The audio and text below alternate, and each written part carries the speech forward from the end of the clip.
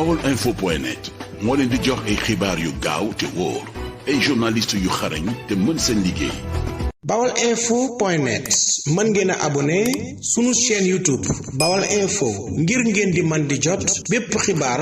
bu ñu dugal. dali na jàmm ñu ànd xëy yër yéenekaay ñu xëyantoo yéenekaay gi di Libération xëy duñu xibaar naan ñu coow li am ci diggante Adji Sarr ak Ousmane Sonko ba léegi pënd bi wureeku la. Ndeye Khady Ndiaye borom solo bi ak Adji Sarr dinañu janoo ak doyen des juges alxamis bi nga xam ne moom la ñu tëg bala dañuy def confrontation maanaam Adji Sarr day toog Ndeye Khady Ndiaye toog doyen des juges di leen laaj ñu tonto yéenekaay gi nee na avocat Ousmane Sonko ñoom nag daan nañu sàkko ci doyen des juges ngir nag mu daal di convoqué ki nga xam ne mooy capitaine Sidina Omar Touré ngir nag daal di koy déglu ndax nag Omar Touré mi mooy yoroon enquête bi ci section de recherche yéenekaay gi nee na ñi nga xamante ni tamit ñooy avocat Ousmane Sonko sàkko nañ ci doyen des juges mu daal di def li nga xam ne mooy réquisition téléphone Adji Sarr ak Sidi Ahmed Mbaye ba xam ñaar ñi lan la ñu waxaante bis ba nga xam ne moom la Adji Sarr di tuumal Ousmane Sonko yéenekaay gi di enquête nee na Ousmane Sonko daal nay signé ci lu jëm ci wàllum contrôle judiciaire bi Ousmane Sonko njiitul Pastef ni ki démb daal nay signé yéenekaay gi de la sa xëy di ñu xibaar naan ñu hôpital régional bu Kaolack jamono ji waxatuñu dara ndax nag ni ki démb ministère bi ñu dénk wàllum wér gi yaram ci réew mi daan na leen di yóbbu li nga xam ne mooy seen scanner boo xam ne 32 barret la yéenekaay gi nee na yàggatul dara ab rajo loo ko danañu ko daal di affecté ca diwaanu hôpital régional bu Kaolack yéenekaay gi di Sud Quotidien xëy duñu xibaar naan ñu ginnaaw Bamba Fall mi nga xam ne fekki na Macky Sall ak Malick Fall mi nga xam ne mooy maire Diourbel te demoon ci élection locale yi ci coalition Wallu Sénégal am na keneen koo xam ne dina fekki waat Macky Sall tey jii samedi ji di Djibril Wade mi nga xam ne ci élection locale yi ci coalition Wallu Sénégal ci la nekkee maire bu Biscuiterie yi moom tim day fekk Macky Sall yéenekaay gi di bés bi xëy duñu xibaar naa ñu lu jëm ci wàllum permis à point loolee la ñu bëgg a andi ci réew mi waaye nag góor xuma daat nay wax ne bëri na lu des loo xam ne des na ci mbir yi bala ñuy wax mbiri permis à point yéenekaay gi di Vox Populi xëy duñu xibaar naan ñu ci àdduna bi bëri na ay njëg yoo xam ne dafa yokk ba mara détail yi journal bi neen lu jëm ci wàllum diwlin gi ak wàllum ndawal gi ak lu soxal wàllum meew mi ak suukar si ba si ceeb bi yokk na lu toll ci 13% yéenekaay gi di Rewmi Quotidien xëy séq waxtaan wu yaatu ak waykat bii di Mami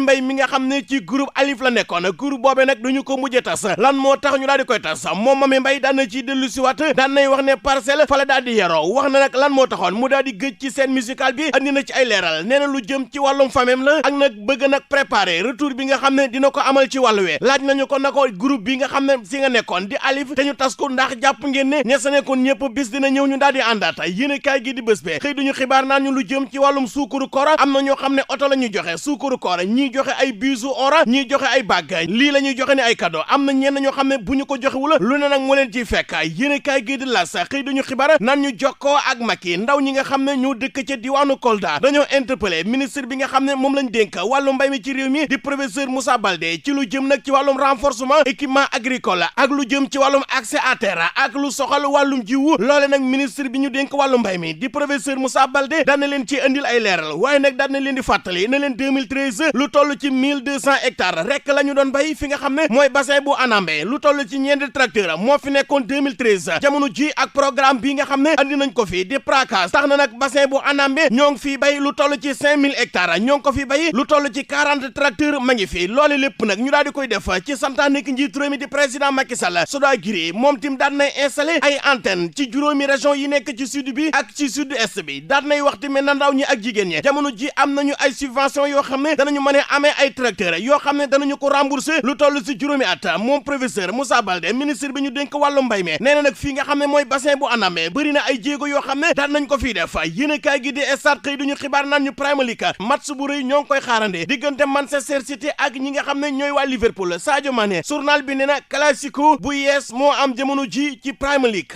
baolinfo.net moo leen di jox ay xibaar yu gaaw te wóor ay journaliste yu xarañ te mën seen liggéey. baolinfo.net mën ngeen a abonné sunu chaîne YouTube Baol Info ngir ngeen di man di jot bépp xibaar bu ñu dugal.